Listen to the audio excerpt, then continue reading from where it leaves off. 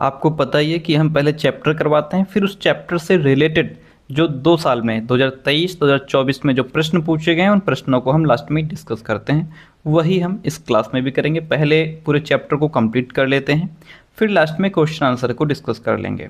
ठीक है, तो यहाँ पे सरकार क्या है, हम इस चीज़ को जानेंगे कि सरकार क्या है, लोकतंत्र क्या होता है, सरकार किन किन स्तरों पे काम करती है, पहले क्या होता था, कैसे सरकारें काम करती थी, वर्तमान समय में सरकारें कैसे काम करती हैं, और ये सारी चीज़ें बहुत इंपॉर्टेंट चैप्टर है। और यहाँ से कई प्रश्न पूछे गए हैं। सरकार क्या है, सरकार और कानून, सरकार किस तरीके से कानून बनाती है, फिर उसको अप्लाई करती है, जब लोग नहीं मानते हैं तो उनको मानने पर बाध्य भी करती है।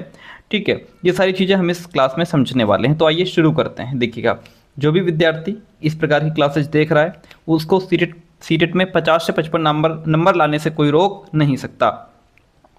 लोकतंत्र की बात होने जा रही है तो एक आर के लक्ष्मण का एक स्टेटमेंट है कि लोकतंत्र में एक कार्टूनिस्ट का काम है कि वह कार्टूनों के जरिए अपने अधिकारों का प्रयोग आलोचना करने, व्यंग करने और राजनेताओं की गलतियों को ढूंढने के लिए करे। आप जो कार्टून का प्रयोग करें, आप जो अधिकार हैं अपने अधिकारों का प्रयोग आलोचना करने, व्यंग करने, क्योंकि आपको अधिकार है कि आप आलोचना कर सकते हैं, आप व्यंग कर सकते हैं। ठीक है, आप राजनेताओं की गलती ढूंढ सकते हैं, ये आपका अधिकार है और आप ऐसा कर सकते हैं।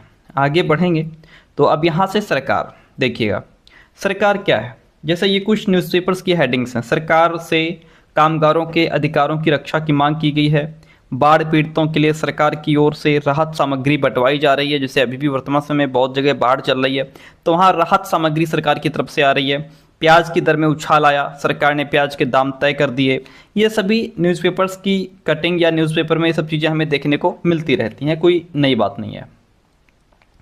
आते हैं पॉइंट पे। देखिए, हर एक देश को विभिन्न निर्णय लेने एवं काम करने के लिए सरकार की ज़रूरत होती है। अगर सरकार न हो तो वह देश क्या होगा, उसकी यानी कि उन्नति, उसका प्रोग्रेस वहीं रुक जाएगा, अस्त व्यस्त हो जाएगा। यानी कि बिना सरकार के हम देश की कल्पना नहीं कर सकते, कैसे देश चलेगा। तो देश को विभिन्न निर्णय लेने के लिए, काम करने के लिए सरकार की ज़रूरत होती है। ये निर्णय कई विषयों से संबंधित हो सकते हैं। सड़कें और स्कूल कहाँ बनाए जाएं भाई, बहुत ज़्यादा महंगी हो जाने पर किसी चीज़ के दाम कैसे घटाए जाएं, क्योंकि डायरेक्ट थोड़ा ना आपने ऑर्डर दे दिया कि ये 60 रुपये किलो में अगर टमाटर मिल रहा है तो डायरेक्ट 40 कर दिया, नहीं। अब वो जो 20 रुपये घटेंगे वो कहाँ से एडजस्ट होंगे, ये सारी चीज़ें सरकार को देखनी पड़ती हैं।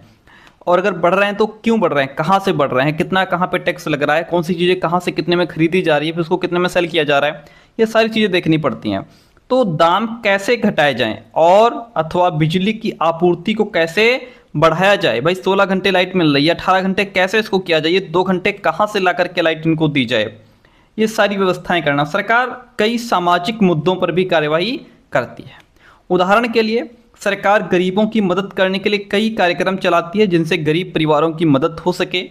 इनके अलावा वह अन्य महत्वपूर्ण काम भी करती है, जैसे डाक और रेल सेवाएं चलाना। ये भी किसका काम है, सरकार का काम है। आगे बढ़ेंगे, देखिएगा नेक्स्ट पॉइंट आपके सामने। पॉइंट कहता है वेरी इंपॉर्टेंट, सरकार का काम देश की सीमाओं की सुरक्षा करना भी है और दूसरे देशों से शांतिपूर्ण संबंध बनाए रखना भी है। हमारे जो बॉर्डर हैं उनकी सुरक्षा होती रहे, दूसरे देशों से हमारे शांतिपूर्ण संबंध रहें, प्रेम पूर्वक संबंध बने रहें। ठीक है, उसकी जिम्मेदारी ये सुनिश्चित करना है कि देश के सभी नागरिकों को पर्याप्त भोजन और अच्छी स्वास्थ्य सुविधाएं मिलें। ठीक है, जब प्राकृतिक विपदा घेरती है, जैसे बाढ़ आ गई, सूखा पड़ गई, अकाल पड़ गया, है ना, जैसे बहुत सारी प्राकृतिक आपदाएं जैसे सुनामी हो गया, भूकंप, तो मुख्य रूप से सरकार ही पीड़ित लोगों की सहायता करती है, कोई दूसरा मदद करने नहीं आता। अगर कहीं कोई विवाद होता है तो या कोई अपराध होता है तो लोग न्यायालय जाते हैं, कोर्ट जाते हैं। ठीक है, हाई कोर्ट जाते हैं, सुप्रीम कोर्ट जाते हैं। न्यायालय भी सरकार का ही अंग है, पॉइंट टू बी नोटेड। न्यायालय जो है यह भी सरकार का ही एक अंग है। शायद आपको ये जानकर बड़ा आश्चर्य हो रहा होगा कि सरकार इतना सब कुछ कैसे कर पाती है, कैसे मैनेज करती है, और सरकार के लिए इन कामों को करना क्यों जरूरी है। जब लोग इकट्ठे रहते हैं और काम करते हैं तो कुछ हद तक एक व्यवस्था की ज़रूरत होती है। भाई लोग इकट्ठे हो रहे हैं, इकट्ठे रहते हैं, काम कर रहे हैं, तो वहाँ पे एक व्यवस्था अगर नहीं बनी होगी तो उनके बीच लड़ाई झगड़ा हो जाएगा, काम ठीक तरीके से नहीं होगा, काम उस लेवल का नहीं होगा जिस लेवल का हम चाह रहे होंगे, है ना। कुल मिलाकर सब चीज़ें अस्त व्यस्त रहेंगी अगर कोई ठीक से व्यवस्था नहीं करेगा। तो वही चीज़ है कि अगर इकट्ठे लोग रह रहे हैं, काम कर रहे हैं, तो कुछ हद तक व्यवस्था की जरूरत होती है, जिससे होता क्या है, चलिए, जिससे आवश्यक निर्णय लिए जा सकें, जिससे क्या हो, आवश्यक निर्णय लिए जा सकें। कुछ नियमों की भी जरूरत होती है जो सब पर लागू हों। उस नियम के लिए तो फिर कोई छोटा ना बड़ा, ना अमीर ना गरीब, कुछ ऐसे रूल्स होते हैं सबके लिए बराबर हैं। उदाहरण के लिए संसाधनों के नियंत्रण और देश की सीमा की सुरक्षा की जरूरत होती है ताकि लोग सुरक्षित महसूस कर सकें। हमारे बॉर्डर पर सिपाही खड़े हैं तभी तो हम चैन से सो रहे हैं, चैन से बैठे हैं, चैन से अपने जो है सभी काम कर रहे हैं। तो लोगों के लिए सरकार कई तरह के काम करती है। वह नियम बनाती है, डिसीजन लेती है और अपनी सीमा में रहने वाले लोगों पर उन्हें लागू करती है। यानी कि अपनी सीमा, जहाँ तक हमारे देश की सीमा है वहाँ तक भारत में यदि कोई नियम बना है तो हमारे देश की जहाँ तक सीमा है वहाँ तक वो नियम हर व्यक्ति पर लागू होता है। इतनी बात क्लियर है, वेरी गुड। आगे बढ़ेंगे तो यहाँ पे आप देख पा रहे हैं कुछ उदाहरण जो सरकार के अंग हैं। जैसे सर्वोच्च न्यायालय है, सरकार का अंग है। भारत पेट्रोलियम सरकार का अंग है। भारतीय रेल सरकार का अंग है। ठीक है, आगे बढ़ते हैं। सरकार के स्तर की बात कर लेते हैं, वेरी इंपॉर्टेंट। सरकार के स्तर की अगर जब हम बात करते हैं, अब आपको पता है कि सरकार कितनी सारी अलग अलग चीज़ों के लिए जिम्मेदार है। तो क्या आप सोच सकते हैं कि सरकार ये सारे इंतजाम कैसे करती? दरअसल सरकार अलग अलग स्तरों पर काम करके ये सारे इंतजाम करती है। एक अकेले व्यक्ति सारे डिसीजन नहीं ले सकता, सारे काम नहीं कर सकता, इतनी व्यवस्था एक आदमी नहीं बना पाता है ना। तो देखिए, सरकार अलग अलग स्तरों पर काम करती है। एक छोटा सा परिवार होता है हमारा घर में, उसमें भी काम बंट जाते हैं। ठीक है, कि पिताजी का काम ये रहेगा, घर में बड़े बेटे का ये काम है वो ये करेगा, ठीक है, उससे छोटा बेटा है वो ये करेगा, बेटी ये काम करेगी, सबके काम बंट जाते हैं। ठीक है, तो इतना बड़ा देश चलाने के लिए सरकार भी अपने काम बांट देती है। सरकार अलग अलग स्तरों पर काम करती है, जैसे स्थानीय स्तर पर काम करती है, राज्य स्तर पर काम करती है और राष्ट्रीय स्तर पर भी काम करती है। अब यहाँ पे स्थानीय स्तर का मतलब है आपके गांव, शहर या मोहल्ले से। स्थानीय का मतलब यहाँ पे हो गया आपके शहर, गांव या मोहल्ले से। ठीक है, और राज्य स्तर का मतलब है जो पूरे राज्य को ध्यान में रखे। जैसे हरियाणा या असम की सरकार पूरे राज्य में काम करती है, उत्तर प्रदेश की योगी सरकार पूरे राज्य में काम करती है। ठीक है, राष्ट्रीय स्तर की सरकार का संबंध पूरे देश से होता है। जैसे मोदी जी, ये जो मोदी जी जो हैं ये पूरे नेशनल लेवल पे काम करते हैं। ठीक है, तो राष्ट्रीय स्तर की जो सरकार होती है वो पूरे देश पर कंट्रोल करती है, पूरे देश से संबंध होता है उसका। तो इस किताब में हम आगे चलकर पढ़ेंगे कि स्थानीय सरकार कैसे काम करती है और आगे की कक्षाओं में राज्य और राष्ट्रीय स्तर पर सरकार के कामों के बारे में भी हम लोग जानेंगे।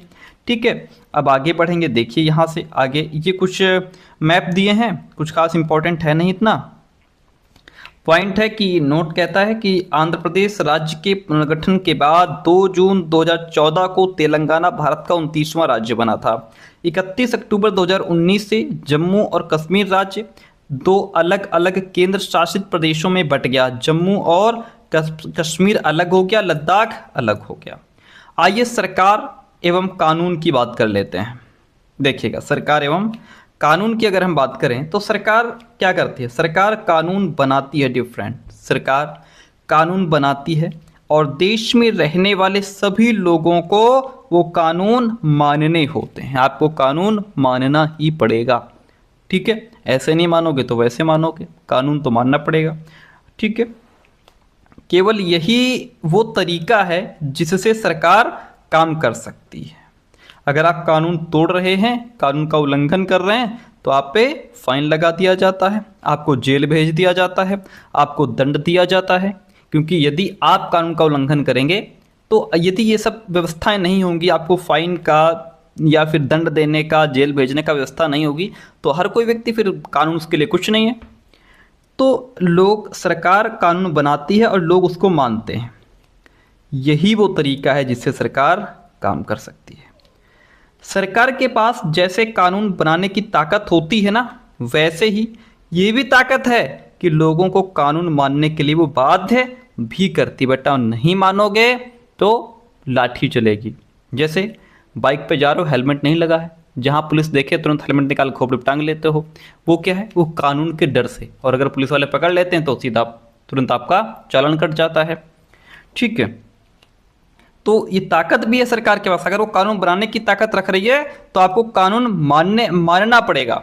ये भी ताकत है सरकार के पास, आपको कानून आपसे मनवा के रहेगी। उदाहरण के लिए एक जैसे कानून है कि गाड़ी चलाने वाले के पास लाइसेंस होना चाहिए। अगर कोई लाइसेंस के बिना गाड़ी चलाते हुए पकड़ा जाए तो उसे जेल की सज़ा काटनी पड़ती है या फिर जुर्माना भरना पड़ता है। तो ये क्या है? ये नियम है। ठीक है, ये कानून है, इसके दायरे में सब बंधे हैं। इसके लिए कोई छोटा, कोई बड़ा, अमीर गरीब नहीं है। ठीक है, सब बराबर हैं। इस तरीके से एक कानून व्यवस्था बनी रहती है देश में। आगे पढ़ेंगे। सरकार जो कार्यवाही कर सकती है, उसके अलावा अगर लोगों को लगे कि किसी कानून का ढंग से पालन नहीं हो रहा है तो वे भी कुछ कदम उठा सकते हैं। अगर लोगों को लगे कि जो कानून है उसका ठीक से पालन नहीं हो रहा है, लोग उसको नहीं मान रहे हैं, उसका उल्लंघन हो रहा है, तो लोग अपने स्तर से भी उसके लिए कुछ कदम उठा सकते हैं। उदाहरण के लिए, अगर किसी व्यक्ति को ये लगे कि उसको उसके धर्म या उसकी जाति के कारण किसी नौकरी में नहीं लिया गया तो वह न्यायालय जा सकता है और ये दावा कर सकता है कि कानून का पालन नहीं हो रहा है, मुझे मेरी जाति को देखकर, मेरी जो है कि धर्म को देख करके इस नौकरी में नहीं लिया जा रहा है। ठीक है, क्योंकि वहाँ पे जाति, धर्म ये सब के लिए समान है। तब न्यायालय आदेश देगा कि क्या कदम उठाने की ज़रूरत है। ओके, सरकार से ऊपर वहाँ एक न्यायालय भी है जिसके माध्यम से ये जो चीज़ें अस्त व्यस्त होती हैं उनको ठीक तरीके से ट्रैक पे लाया जाता है। सरकार के प्रकार, देखिए, सरकार को निर्णय लेने और कानूनों का पालन करवाने यानी उन्हें बाध्य करना बनाने की शक्ति कौन देता है? आगे बढ़ते हैं। देखिए, कौन देता है, इस प्रश्न का उत्तर इस बात पर निर्भर करता है कि उस देश में कैसी सरकार है। कौन देता है, इसका मतलब ये है, ये पूछ रहा है कि उस देश में सरकार कैसी है, पहले तो ये पता होना चाहिए। लोकतंत्र में तो लोग ही सरकार को ये शक्ति देते हैं।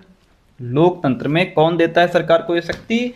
लोकतंत्र में लोग ही सरकार को ये शक्ति देते हैं। ठीक है, लोग ऐसा चुनाव के माध्यम से करते हैं। कैसे शक्ति देते हैं? तो ये चुनाव के माध्यम से ऐसा कर पाते हैं। वे अपनी पसंद के नेता को वोट देकर चुनते हैं। एक बार चुन लिए जाने के बाद यही लोग फिर सरकार बनाते हैं। ठीक है, लोकतंत्र में सरकार को अपने निर्णयों एवं उठाए गए कदमों का आधार बताना होता है और सफाई भी देनी होती कि हमने जो कदम उठाए हैं वो किस बेस पे उठाए हैं। ठीक है, हमने जो डिसीजन लिया है वो किस बेस पे लिया है, उसका आधार क्या है, उसका फ्यूचर क्या है, हमने क्या सोच कर ये कदम उठाए। सफाई भी देनी होती है। एक दूसरी तरह की सरकार भी होती है जिसे राजतंत्रीय सरकार कहते हैं। डियर फ्रेंड, क्या कहते हैं? राजतंत्रीय सरकार। इसमें राजा या रानी के पास निर्णय लेने और सरकार चलाने की शक्ति होती है। अब तो राजा रानी ना के बराबर हैं। राजा के पास सलाहकारों का एक छोटा सा समूह होता है जो 4-6 लोग उसको सलाह देने का काम करते हैं। ठीक है, जिससे वो विभिन्न मुद्दों पर चर्चा कर सकता है। अंतिम निर्णय लेने की शक्ति उसी के पास रहती है। ठीक है, हालांकि छोटा सा समूह है तो सलाह मशवरा करने के लिए, लेकिन फाइनल डिसीजन राजा का ही होगा। ये होती है राजतंत्रीय सरकार। यहाँ पे एक राजा बैठे हुए हैं, आप इनको देख सकते हैं। लोकतंत्र के समान राजतंत्र में राजा या रानी को अपने निर्णय के आधार नहीं बताने पड़ते। इसमें हमने क्या डिसीजन ले लिया हमें किसी को बताने की जरूरत नहीं है। यानी कि डिसीजन क्या ले लिया वो तो बताएंगे, किस बेस पे लिया, फ्यूचर क्या है, क्या सोच के लिया, डजेंट मैटर, यानी कि बताने की जरूरत नहीं है।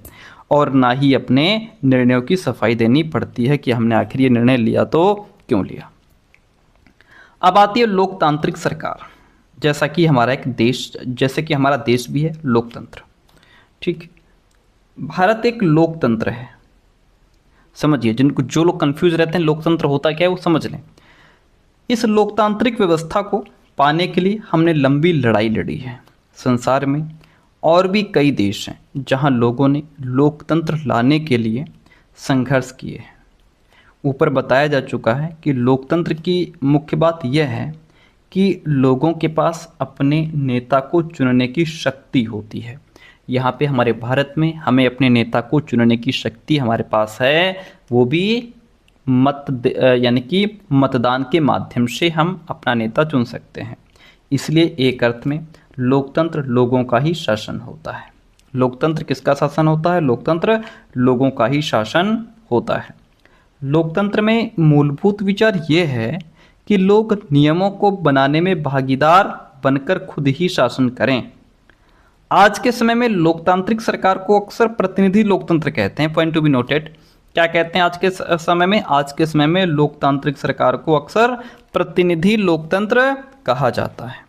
प्रतिनिधि लोकतंत्र में लोग सीधे, समझिए पॉइंट को, क्या हो गया लोकतंत्र, प्रतिनिधि लोकतंत्र में लोग सीधे भाग नहीं लेते बल्कि चुनाव की प्रक्रिया के द्वारा अपने प्रतिनिधि को चुनते हैं। ऐसा नहीं कि हम लोग डायरेक्ट उसमें पार्टिसिपेट कर रहे हैं, नहीं, हम चुनाव की प्रक्रिया के माध्यम से अपना प्रतिनिधि चुन रहे हैं। ये प्रतिनिधि मिलकर सारी जनता के लिए निर्णय लेते हैं।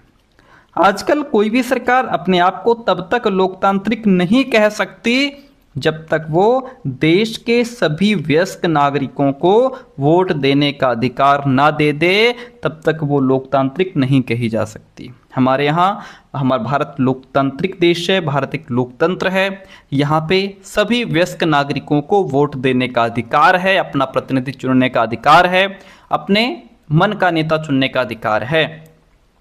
तो क्योंकि यहाँ पे सभी वयस्क नागरिकों को वोट देने का अधिकार है, सभी लोग वोट दे सकते हैं, चाहे कोई पढ़ा लिखा हो, अनपढ़ हो। अगर उसने 18 साल की उम्र पार कर ली है तो वो वोट दे सकता है।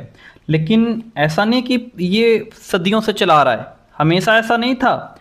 क्या आप विश्वास कर सकते हैं कि एक समय ऐसा भी था जब लोकतांत्रिक सरकारें औरतों और गरीबों को चुनाव में भाग नहीं लेने देती थी।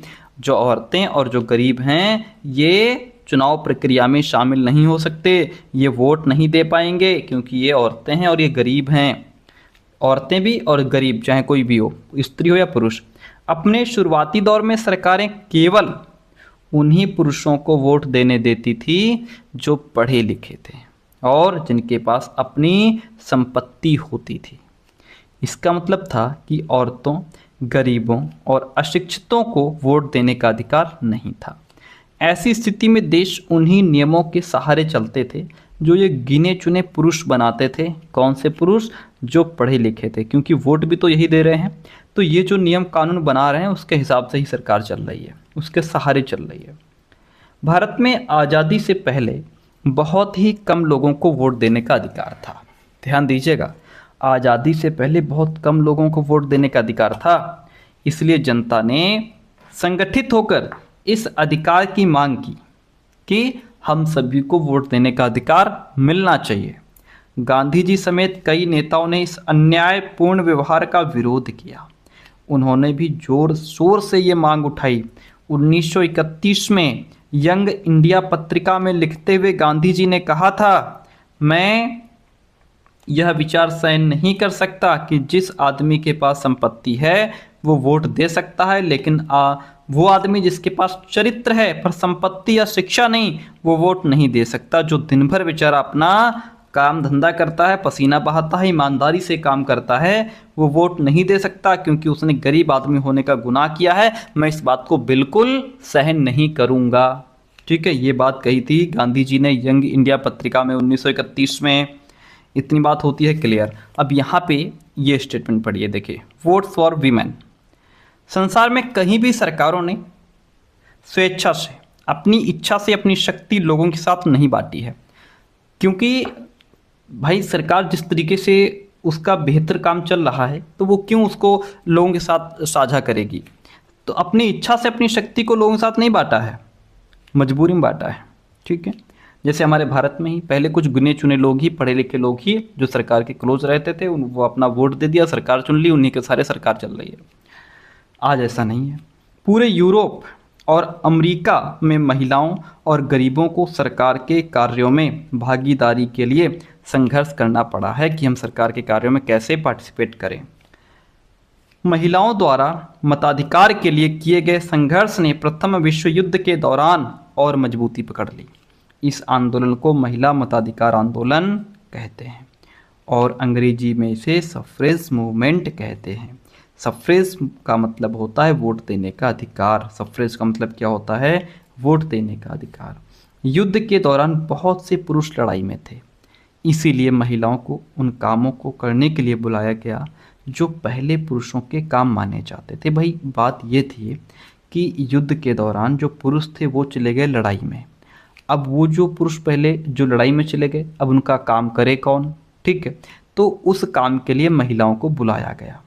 जब महिलाओं ने विभिन्न प्रकार के काम और उनकी व्यवस्था करना शुरू किया तो लोगों को देखकर बड़ा आश्चर्य हुआ कि उन्होंने महिलाओं और उनकी क्षमताओं के बारे में क्यों इतनी गलत रूढ़िबद्ध धारणाएं बना रखी थी कि महिलाएं ये काम नहीं कर सकती।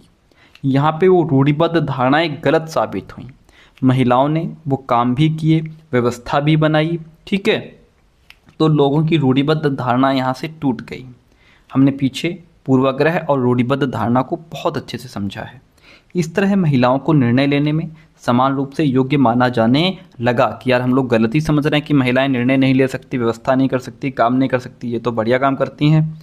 महिला मताधिकार आंदोलन की साथियों ने सभी महिलाओं के लिए वोट देने के अधिकार की मांग की कि सभी को वोट देने का अधिकार दिया जाना चाहिए, उनकी आवाज़ सुनी जाए। इसके लिए उन्होंने जगह जगह पर अपने आप को लोहे की जंजीरों से बांधकर प्रदर्शन किया। उनमें से कई क्रांतिकारी महिलाएं जेल गई और भूख हड़ताल पर भी बैठ गई। अमेरिका में औरतों को वोट देने का अधिकार 1920 में मिला। इंग्लैंड की औरतों को ये अधिकार 1928 में मिला। आप थोड़ा ध्यान रखिएगा। तो ये हो गया चैप्टर हमारा क्लियर। अब इस चैप्टर से जो ये जो आप पिक्चर देख पा रहे हैं, यहाँ पे मतदान के समय मतदाता की उंगली पर स्याही से निशान लगाया जाता है ताकि वो केवल एक वोट दे सके। ठीक है, अगर ये निशान नहीं लगाएंगे तो हो सकता है थोड़ी देर बाद घूम फिर के बाबा जी फिर आ जाएं कि कुछ दिन पहले जो है कि किसी कोई अगर मर गया है तो उसका भी वोट डाल दे आदमी। इस वजह से ये सब होता है। ठीक है, चलिए अब इस चैप्टर से जो प्रश्न पूछे गए आइए उनको हल कर लेते हैं। बहुत बेहतरीन चैप्टर। देखिए, भारत में सरकार काम करती है डैश पर, कितने स्तर पर? वार्ड स्तर पर, राज्य स्तर पर, राष्ट्रीय स्तर पर या फिर क्षेत्रीय स्तर पर। ऑप्शन को ध्यान रखिएगा। हमने जो अभी पीछे पढ़ा उसमें हमने राज्य स्तर पढ़ा, राष्ट्रीय स्तर पढ़ा और क्या पढ़ा? स्थानीय स्तर पढ़ा। ठीक है, लेकिन यहाँ पे क्षेत्रीय स्तर है। एक बार थोड़ा पढ़ लें फिर आपको बताते हैं। जिससे ये तो क्लियर हो गया कि सरकार अलग अलग स्तरों पर काम करती है। ठीक है, स्थानीय स्तर पर, राज्य स्तर पर और राष्ट्रीय स्तर पर।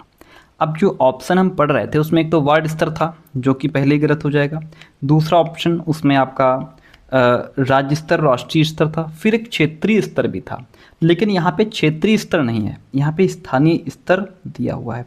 हालांकि स्थानीय स्तर का भी मतलब किसी क्षेत्र विशेष से ही होता है, लेकिन यहाँ पे स्थानीय स्तर का मतलब आपके गांव, शहर या मोहल्ले से है। यहाँ पे क्षेत्र की बात नहीं की गई है। अगर हम क्षेत्र को इंक्लूड करें तो हमारे 3 ऑप्शन राइट होंगे। एक तो बी, सी तो है ही, डी भी राइट हो जाएगा अगर हम यहाँ पे स्थानीय स्तर को एज अ क्षेत्रीय स्तर अगर समझ लेते हैं। लेकिन इसमें ऑप्शन भी 2 ही हैं, A B, B C, C D, A C, इसलिए क्षेत्रीय स्तर भी कट जाएगा। हमारे पास बेस्ट ऑप्शन बचते हैं बी और सी, इसलिए हम ऑप्शन नंबर बी और सी के साथ में चले जाएंगे। ठीक है, बात करें। अगला प्रश्न दे लीजिए। प्रश्न कहता है निम्नलिखित कथन ए को पढ़िए, ए और आर को पढ़िए, सही विकल्प चुनिए। कहता है किसी भी देश को पूरी तरह से लोकतांत्रिक नहीं कहा जा सकता। व्यक्ति और समुदाय सदैव लोकतंत्र को नए अर्थ देने का प्रयास करते हैं। ठीक है, चलिए समझते हैं इस प्रश्न को। और कहता है कि ए और आर दोनों सही हैं। आर ए की सही व्याख्या करता है या व्याख्या नहीं करता है, कोई कौन सही है कौन गलत है। इस प्रश्न को थोड़ा घुमा करके इन लोगों ने दिया है, हमें कॉमन सेंस लगाना होगा और एज इट इज़ ऑप्शन नहीं दिए हैं। जैसे कि ऑप्शन कह रहा था कि किसी भी देश को पूरी तरह से लोकतांत्रिक नहीं कहा जा सकता जब तक वो अपने देश में रहने वाले लोगों को समान अधिकार ना दे, और जो है कि लोगों के पास अपने नेता चुनने की शक्ति जब तक ना दे तब तक उसको पूरी तरीके से लोकतंत्र नहीं कहा जा सकता। जैसा कि यहाँ पे दिया है कि लोकतंत्र की मुख्य बात ये होती है कि लोगों के पास अपने नेता को चुनने की शक्ति हो। अगर लोगों के पास अपने नेता को चुनने की शक्ति नहीं है तो वो देश लोकतांत्रिक नहीं कहा जा सकता। दूसरा ऑप्शन कारण कह रहा था कि व्यक्ति और समुदाय सदैव लोकतंत्र को नए अर्थ देने का प्रयास करते हैं, क्योंकि इसमें लोकतंत्र में क्या है कि लोगों का ही शासन होता है, और जब लोग मिलकर के अपने नेता को चुनेंगे तो जाहिर सी बात है वो लोकतंत्र को एक नया अर्थ देने का प्रयास करेंगे। ठीक है, तो इस तरीके से जो ऑप्शन इसमें ए है ये भी सही है। ठीक है, किसी भी देश को पूरी तरह से लोकतांत्रिक नहीं कहा जा सकता। व्यक्ति और समुदाय सदैव लोकतंत्र को नया अर्थ देने का प्रयास करते हैं। यहाँ पे ए और आर दोनों सही हैं, आर ए की सही व्याख्या कर रहा है, इसलिए ऑप्शन ए राइट हो जाता है। हम आगे बढ़ेंगे तो अगला प्रश्न कहता है एक प्रजातांत्रिक सरकार के लिए निम्न में से कौन सा कथन सही है। देखिए कौन सा कथन सही है। पहला स्टेटमेंट कहता है कि सरकार के पास कानून बनाने की ताकत तो होती है पर लागू करने की नहीं। हमने अभी पीछे पढ़ा था कि अगर सरकार के पास कानून बनाने की ताकत है तो वो लोगों से कानून को मनवाने की भी उसके पास ताकत होती है। लोगों को कानून मानने के लिए सरकार बाध्य भी करती है ना। लोगों को कानून मानने के लिए बाध्य भी सरकार करती है, इसलिए ये ऑप्शन तो जाएगा कट। दूसरा, कानूनों के बिना सरकार की निर्णय लेने की शक्ति का कोई अर्थ नहीं रह जाता। और प्रतिनिधि लोकतंत्र में लोग प्रत्यक्ष रूप से भाग लेते हैं। नहीं, हमने पीछे पढ़ा था कि प्रतिनिधि लोकतंत्र में लोग सीधे भाग नहीं लेते बल्कि चुनाव की प्रक्रिया के द्वारा अपने प्रतिनिधि को चुनते हैं, इसलिए ये भी कट जाएगा, ये भी कट जाएगा। बच्चा डी क्या कहता है, प्रजातांत्रिक सरकार में कुछ वयस्कों को वोट देने का अधिकार होता है। नहीं, कुछ नहीं, प्रजातांत्रिक सरकार में हर वयस्क को, हमारे भारत में तो जिसने 18 साल उम्र पार कर ली उन सभी को वोट देने का अधिकार होता है, इसलिए ये भी कट जाएगा। सिर्फ एक ऑप्शन बचा हमारे पास, बी। ठीक है, कानूनों के बिना सरकार की निर्णय लेने की शक्ति का कोई अर्थ नहीं होता, क्योंकि सरकार यदि कोई डिसीजन लेती है तो वो कानून बन जाता है, और जो फिर उस कानून को नहीं मानता उसे फाइन लगाया जाता है या दंड दिया जाता है या जेल भेजा जाता है, तभी वो पूरी तरीके से लागू हो पाता है। इसलिए कानून के बिना सरकार की निर्णय लेने की शक्ति का कोई अर्थ नहीं। ऑप्शन जो बी है वो यहाँ पे राइट हो जाएगा। और ये जो ऑप्शंस हैं हमने दिखाए नहीं, आप पीछे देख सकते हैं, एज इट इज लिखे हुए हैं। अगला प्रश्न कहता है यह डैश का निर्णय होता है जो एक लोकतांत्रिक सरकार बनाता है और इसके कामकाज के बारे में निर्णय लेता है। ये किसका निर्णय होता है? निर्वाचित सरकार का, भारत के लोगों का, राज्यसभा के सदस्यों का, या फिर लोकसभा के सदस्यों का? तो डियर फ्रेंड, ये जो निर्णय होता है वो भारत के लोगों का। ठीक है, भारत की बात हो रही है, अपने देश की बात हो रही है, तो ये भारत के लोगों का निर्णय होता है जो एक लोकतांत्रिक सरकार बनाता है और इसके कामकाज के बारे में निर्णय भी लेता है। ठीक है, 3 प्रश्न हो गए, आगे बढ़ते हैं। अगला प्रश्न आपके सामने कह रहा है, बहुत अच्छा प्रश्न है, रिसेंटली पूछा गया है, इसका पूरा फोटो नहीं आया तो हमने इसको टाइप कर लिया। निम्नलिखित कथनों को पढ़कर सही विकल्प का चयन करें। कहता है कथन ए, स्थानीय स्तर का मतलब आपके गांव, शहर या मोहल्ले से है। ठीक है, राज्य स्तर का मतलब जो पूरे राज्य को ध्यान में रखे, जैसे उत्तर प्रदेश या बिहार की सरकार पूरे राज्य में काम करती है। राष्ट्रीय स्तर की सरकार का संबंध पूरे देश से होता है। क्या ये सारे ऑप्शन सही हैं या इसमें कोई गलत है? आइए चेक करते हैं। चलिए, पहला स्टेटमेंट लिखा था कि स्थानीय स्तर का मतलब आपके गांव, शहर या मोहल्ले से होता है। Very good, as it is option इन्होंने यहाँ से उठा लिया है। दूसरा कह रहा था कि राज्य स्तर का मतलब है जो पूरे राज्य को ध्यान में रखे, जैसे हरियाणा या असम की जगह इन्होंने कर दिया है, क्या पढ़ रहे थे हम, उत्तर प्रदेश और बिहार की सरकार पूरे राज्य में काम करती है। तो ठीक है, बी भी ऑप्शन हमारा राइट ही है। तीसरा कह रहा था कि राष्ट्रीय स्तर की सरकार का संबंध पूरे देश से होता है। तो एज इट इज इन्होंने यहाँ से ऑप्शन उठाए हैं, ए बी सी तीनों राइट हो जाएंगे। तो चलिए, इसमें ए बी सी जो है वो सभी ऑप्शन आपके राइट हो जाते हैं। अगला प्रश्न लीजिए। प्रश्न क्या कहता है, देखिएगा, निम्नलिखित कथनों में से कौन सा कथन गलत है? भारत में आज़ादी से पहले सभी लोगों को वोट देने का क्या अधिकार था? आज के समय में लोकतांत्रिक सरकार को अक्सर प्रतिनिधि लोकतंत्र कहते हैं। अपने शुरुआती दौर में सरकारें केवल उन्हीं पुरुषों को वोट देने देती थी जो पढ़े लिखे थे और जिनके पास अपनी संपत्ति होती थी। लोकतंत्र में मूलभूत विचार यह है कि लोग नियमों को बनाने में भागीदार बनकर खुद ही शासन करें। इसमें कौन सही है, आइए चेक करते हैं। जो पहला ऑप्शन था हमारा कि भारत में आज़ादी से पहले सभी लोगों को वोट देने का अधिकार था, वो ए ऑप्शन हमारा हो जाएगा गलत, क्योंकि भारत में आज़ादी से पहले बहुत ही कम लोगों को वोट देने का अधिकार था, इसलिए जो ए ऑप्शन है वो हमारा गलत हो गया। ठीक है, अगला जो ऑप्शन था वो कह रहा था कि आज के समय में लोकतांत्रिक सरकार को प्रायः क्या कहते हैं, आज के समय में लोकतांत्रिक सरकार को प्रायः प्रतिनिधि लोकतंत्र कहते हैं, यानी कि जो बी ऑप्शन है वो राइट हो गया। सी ऑप्शन क्या कह रहा था, देखिए सी ऑप्शन कह रहा था कि अपने शुरुआती दौर में सरकारें केवल उन्हीं पुरुषों को वोट देने देती थी जो पढ़े लिखे थे और जिनके पास अपनी संपत्ति होती थी। ये भी बात सही है भाई, तो हमारा सी भी ऑप्शन राइट हो गया, बी भी राइट हो गया। ठीक है, ये तो गलत था ही। अगला ऑप्शन जो डी कह रहा था वो कह रहा था कि लोकतंत्र में मूलभूत विचार यह है, यहाँ से उठाया है इन्होंने स्टेटमेंट को, लोकतंत्र में मूलभूत विचार यह है कि लोग नियमों को बनाने में भागीदार बनकर खुद ही शासन करें। तो इस तरीके से डी भी हमारा राइट हो गया। ओके, आगे बढ़ते हैं। अब इस प्रश्न में क्या है, यहाँ पे सभी लोगों को वोट देने का अधिकार नहीं था, कुछ ही लोगों का वोट देने का अधिकार था, इसलिए ये कट जाएगा।